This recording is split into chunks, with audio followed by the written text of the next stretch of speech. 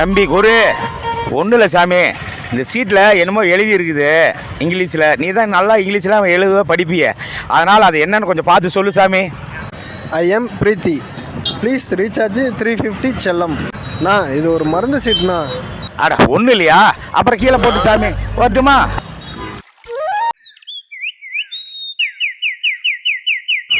போயிட்டாரா பார்க்கலாம் இரு.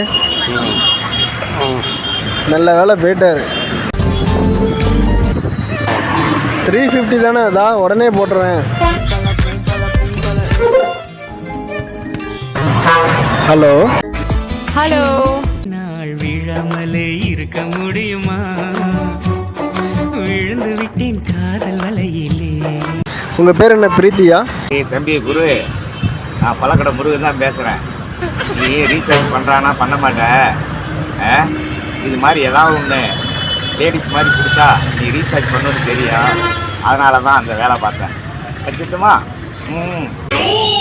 ஐயோ 350 ரூபா போச்சு.